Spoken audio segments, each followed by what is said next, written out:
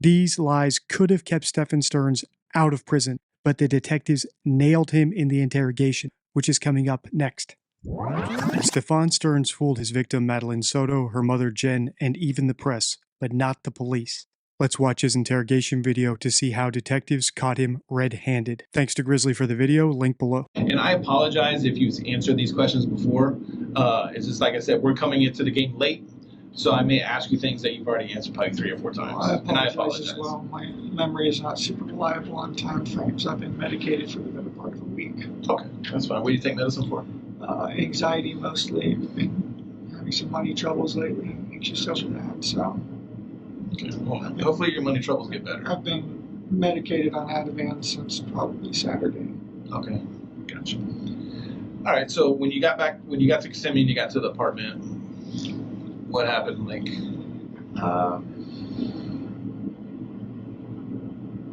made some dinner, made some ramen. Do love how I make my ramen. Then we started watching Sister Act, but it was time for her to start getting ready. Basically, just as we were starting Sister Act. okay. And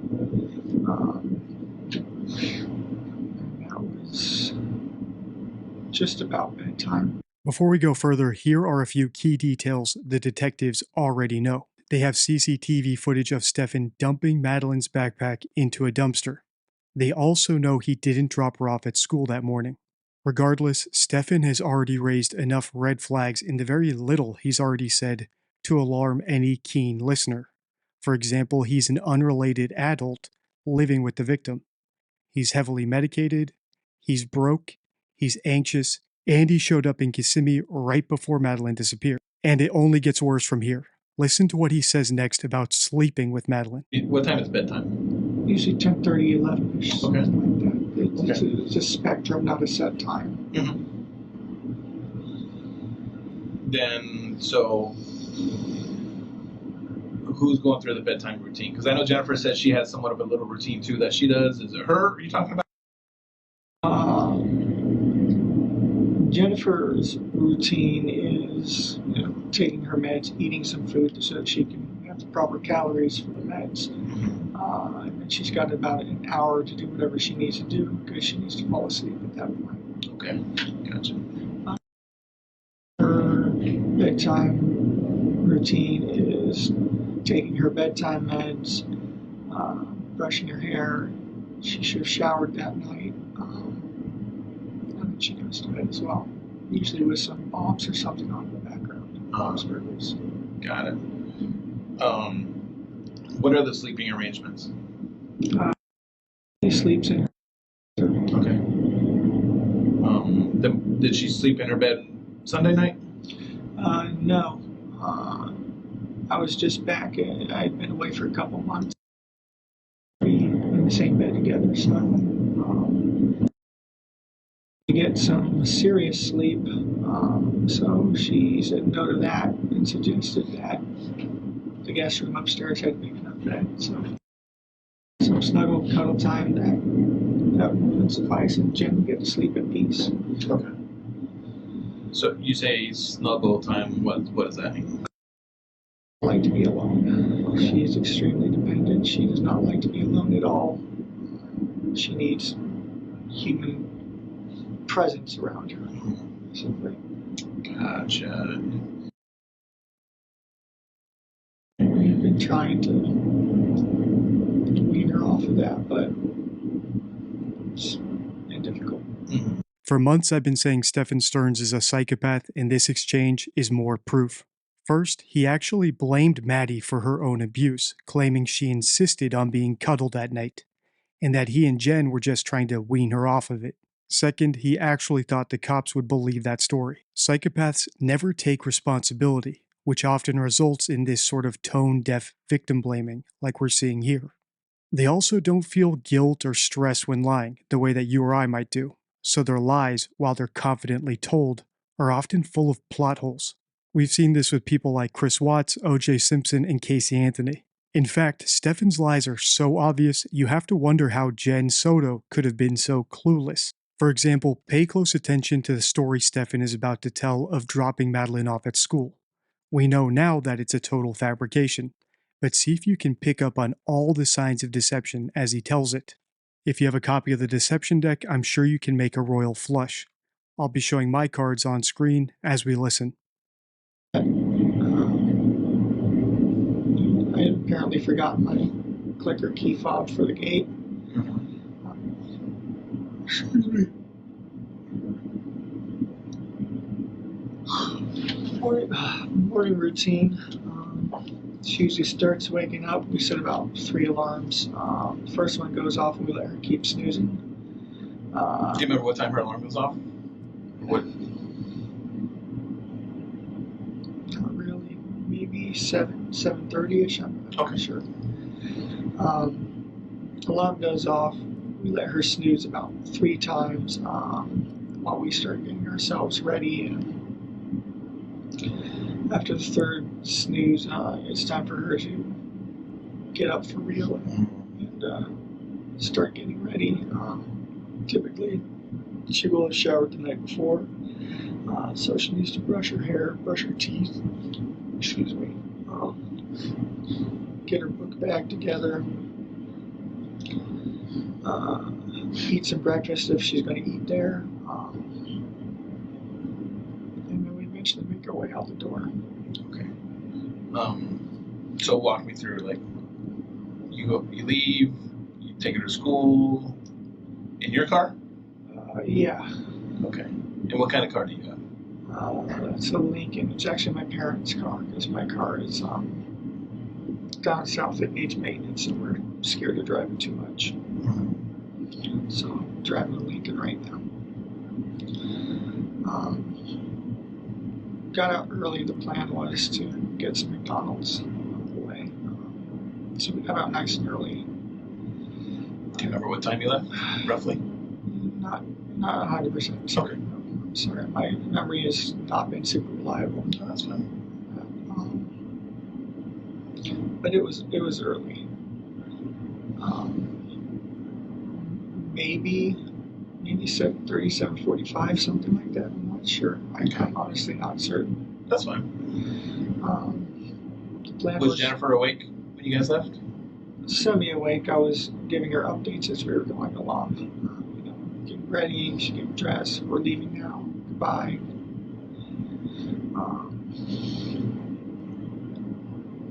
But she was sleeping in, so I was just giving her little updates and poking my head in as we went. But we leave the house. We start making our way to the school. Most of the time, we make our way over towards her school area. I ask her if she's still in the mood for McDonald's. She says no. She doesn't want it anymore. Okay. Continued on. It was still pretty early though, I think. We still had some time to kill. It wasn't really time to drop her off yet. 12. That's how many unique signs of deception I spotted in this story, and that's being generous. I've already covered many of them in my video How to Spot a Predator, so I won't repeat those here. You can check out that video after this one, I'll link it at the end.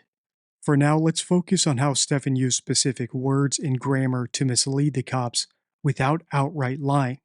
This is by far the most common form of deception, especially when the liar doesn't know how much the person they're lying to already knows. First, his story was vague. He avoided giving specific times or locations, instead using ranges like getting up between 7 and 7:30 or heading to the school area. He couldn't even commit to whether or not Jen was asleep or awake. He said she was semi-awake, whatever that means. Second, his statements were conditional. He never actually said that the morning routine, like setting 3 alarms, having breakfast, getting dressed, happened that particular Monday. He only mentioned it as their usual routine, meaning he technically didn't lie about that Monday morning's events. But he didn't answer the detective's question either. He also used fragmented sentences to avoid making clear, fact-checkable statements. For example, he said, got up early, the plan was to get McDonald's, but left out who exactly got up early. Was it just him and Madeline, everyone in the house? Without a pronoun, it's not a real sentence, and therefore, not a real lie. Finally, he hedged his story with qualifiers like "I think" and "pretty much," and claimed his memory was unreliable anyway. These lies could have kept Stephen Stearns out of prison, but the detectives nailed him in the interrogation, which is coming up next. Apparently forgot my clicker key fob for the gate. So I ended up actually turning around at some point and going back to the community to get the clicker. I had to use my parking sticker to get in for the guy to scan. I had some errands to run afterwards, and then I wanted to have my phone. But we still had plenty of time as far as I knew. So we did that, grabbed the clicker, left again. And that's when we drove over to her school area, and I dropped her off where I dropped her off. Okay. Do you remember where you dropped her off? Yeah, it was the stretch of road, I forget the street name. It was the stretch of road that the school is on. Make a right onto it. It goes down a little ways. There's some communities over here, and then up further there's a church, and then there's the overpass and the school on the other side of the overpass right there. I dropped her off on that stretch where the communities are. Was she by herself when you dropped her, or was her friends there? Yeah, she was by herself. She said she was going to go find her friends and hang out, wait for them to show up. Okay. It was still early. Where did you go after that? Like, did you see her walk towards the... I saw her making her way towards the direction of the school, but she was like kind of shuffle step. She was meandering her way there. She was rummaging through her backpack for something. I assumed she was looking for headphones, maybe. But as it turns out, she did leave her phone at home that day, so she might have actually been looking for her phone. Gotcha, okay. What was she wearing when she left, or when you dropped her off? Green hoodie, black shorts, black or blue, black shorts, white Crocs. White Crocs. Okay. All right, so she's walking towards the school. Do you continue straight when you leave? Or do you turn around? I turned around and went back the other way. I was watching her in my rearview mirror, and she was going the right direction, so it looked okay. And where did you go after that? The next stop I wanted to go to was the vape shop. It opened at 10, so I had a little while, so I just kind of meandered around and eventually made my way over there to wait for it to open. It didn't open when it was supposed to, so I left and came home, and went back about an hour later when I was sure it would have to be open at that point. What was she looking for in her backpack if it wasn't headphones? Could it be a clue? Did I see any suspicious cars as I left the school? Where precisely did I drop Madeline off anyway? Could there be a camera there? When innocent parents or guardians recount the day their child went missing, they obsess over every detail, no matter how small. Did she actually forget her phone? Or did she leave it behind on purpose? Why was she so tired that morning? Was she up all night talking to someone? Stefan doesn't display any of that curiosity, and we know why. He already has all the answers. As a side note, Madeline's mother, Jen Soto, didn't ask any of these questions either. In fact, she doesn't seem to have questioned Stefan's version of events at all. And it really boggles the mind, especially when you notice just how bad of a liar Stefan is, like this next story he's about to tell. It might even have more deception tells than the last one. Got what I needed there, and made my way back to home again. Relaxed and hung out with Jen for a while. Seems like any other morning. When you got back home after school, was Jennifer home at that time? I think she was on her way home. I think that she had a blood appointment, and we were both kind of going to arrive very shortly with some time with each other. Okay. So when you got home, when both of you got home, what? Walk me through the rest of the day. Just hung out, chit-chatted. I mean, I don't know. It's not much to recollect. But you stayed at home pretty much all day, or no? Pretty much until maybe noonish or 1 o'clock. I had a few errands to run, but I wanted to be back in time first to go. So I just ran up and down 192. Ended up getting a flat at some point, which made me late to get. Where'd you get a flat at? Somewhere along 192. 192 is a big road. It is, and honestly, it all looks the same to me. So I've been asked, do you remember what plaza you were next to, what color? And I'm like, I'm ADD as it is, and I was in a medicated fog for the better part of a week. I'm lucky I remember what color I'm wearing right now. Do you remember what errands you were running? Yeah, I wanted to go check out some game shops. Where were these game shops? There's Coliseum of Comics, there's House Rule Games nearby. A lot of the Targets and Walmarts carry the game I was looking forward to. We just had a new release on Friday, so even though I don't have much in the way of money right now, I still want to go look and see what the situation is. It's always nice to window shop. It is. And I'm a serial consumer. So I was just driving around up and down 192, sort of just aimlessly, honestly. Just killing time till it was time to go back. All right, so when you got home, did you and Jennifer leave from school? So I got home, it was 10 minutes later than Jen had wanted to. By 10 minutes, I called her and said, hey, where are you? I'm so sorry, I got a flat. She already left. She had been gone for 10 minutes. It didn't make sense for her to come back and get me. She likes to be the first in line when the kids start coming out. Okay, then wasn't at school. So what happened? Did Jennifer call you after that, or what? I was already on the phone with her while she was waiting. We were just chit-chatting. Mm-hmm. We do that. We just keep each other company even if we're not physically together. Mm-hmm. And that's when we started asking questions, did you go somewhere else?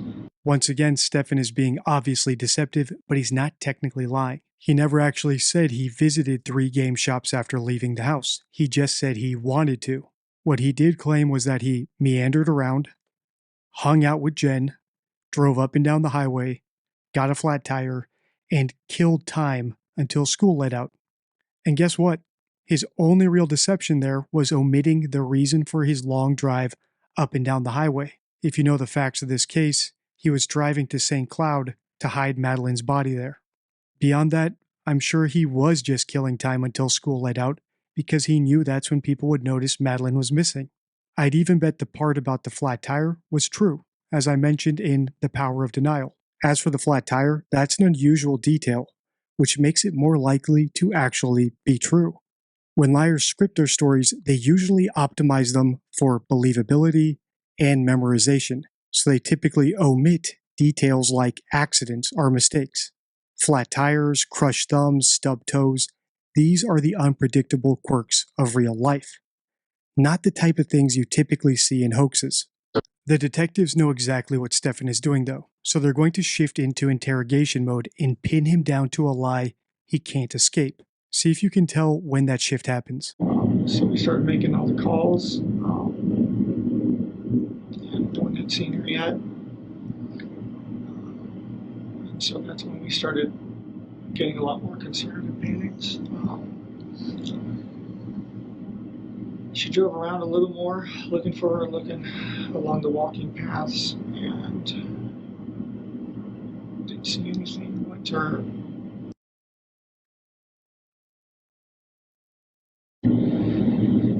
Not there, waited around, not there, went back to the school, not there. At that point, the whole family started rallying up and going to meetings. And I think that it was around that. Going back to school, how was she like on the car ride there? Just conked out, sleeping. Sleeping along the way. She does that. How often have you? How often have you? Not often, honestly. This might have been my third or fourth morning school run. I'm not normally the one to do it. And on the other occasions, has she had you drop her off in and around the same location, or how does that? She has this image thing. I guess it's, she only likes to be seen getting out of certain cars in front of the school. But mine's, I guess, kind of a hoopty, and she's embarrassing. Right? Lincoln? Nice looking Sentra. So yeah, this is not the first time she's asked me to drop her off a little ways down so she could walk up and look cool. So you say she was conked out on the way there. You said you took her to school, or you were on her way to school. You needed to turn around to get your clicker. Correct. Was she sleeping then too? She was. Yeah. Okay. It had been an early morning, so I figured it'd be fine to let her sleep in the car ride. Okay. When you got back to the apartment complex,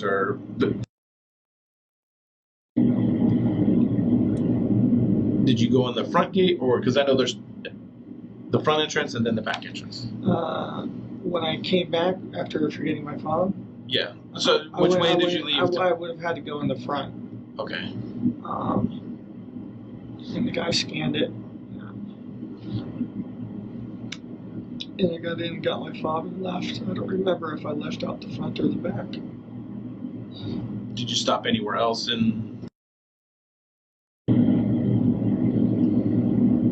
No. Not that I recall, no. Okay. Did you take any trash out from the apartment? The night before, I think I did. I'm not sure. I took the trash out at some point, but I don't remember if it was the night before or it was the morning of. Yeah, sometimes we get trash bags piling up by the door. To see them. Is there like a common trash place, or? On your screen now is a breakdown of the Reed interview technique, which these detectives appear to be using. It has 3 distinct stages. First, the open statement, where the suspect is encouraged to talk freely, revealing what they think is important or sensitive. Next is the interview stage, where the detectives gather info and test the suspect's credibility. In Stefan's case, they ask questions they already knew the answers to. Now they've shifted into interrogation mode. The goal isn't gathering information anymore, it's getting a confession. So you'll notice they're using more leading questions, presumptive questions, and detailed follow-ups. Notice how they're only now circling back to the questions you probably had yourself about Stefan's school drop-off story. In other words, they gave him enough slack to make his noose, and now they're going to hang him in it. They're also using some more subtle psychological tactics designed to make Stefan confess, which I'll explain the next time I pause. Is that where you took the trash out? Yeah. Okay. And you don't remember if that was Sunday night or Monday morning? It could have been Sunday night.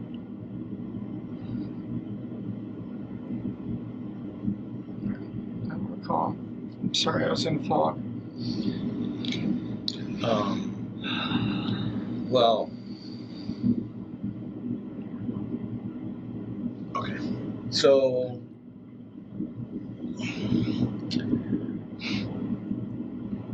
where?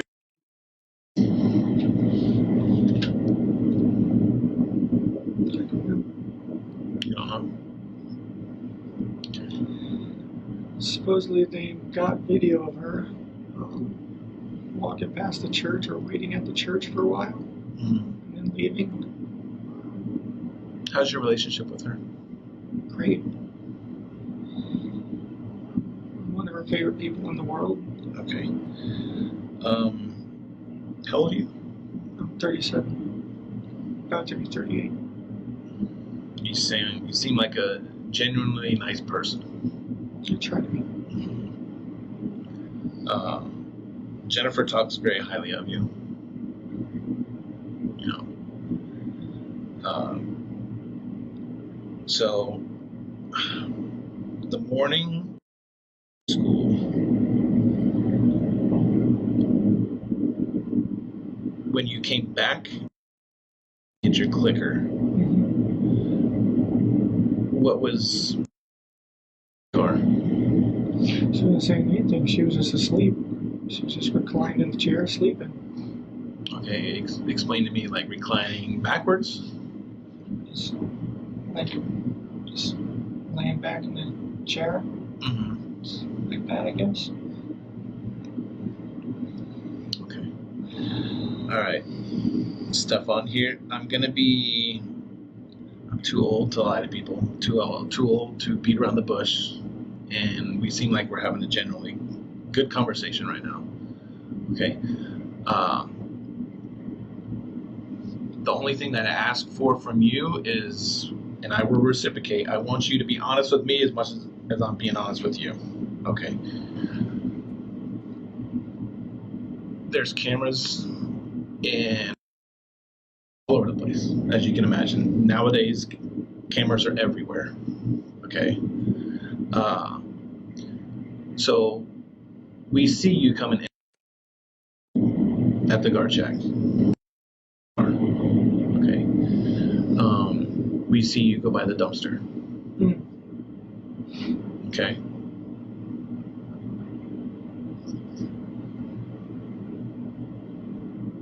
I may have taken some trash with me then. What was in the trash? House trash. House trash? Yeah. So it must have been that morning then. We'll toss trash bags on the back seat. And wherever we're going on our way out, we'll drop that out of the way. I think I may have mentioned to her before. I'll have to double check. Okay. Was everything in trash bags? I'm sorry? Was everything in trash bags, or was there any items that were just tossed along with the bag? I think it would have been trash bags or maybe some boxes too. Some birthday stuff, leftovers. I can't remember exactly what. Okay. When you for school, did she have her backpack with her? Yes. She did. Did she have her school computer with her? Yes. Presumably, yes. Presumably. Okay. She should have.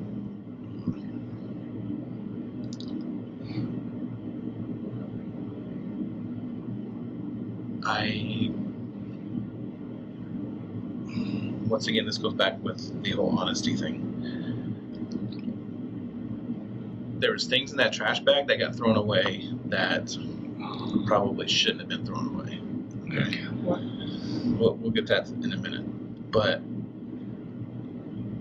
right now, our main focus is finding. That is our number one focus right now. You heard the detective mention reciprocity. I'll be honest with you, you be honest with me. They also use the psychological principle of consistency. By telling Stefan they believe he's a good person, they're nudging him to act accordingly and come clean. They've also mentioned cameras that may have caught him red-handed, which forces Stefan to now adjust his story to match what evidence might be out there on tape, without putting him on the defensive or calling him a liar. These are classic interrogation tactics. For all the ways I knew Stefan's story was scripted, click the video on your screen now. Until next time, stay true.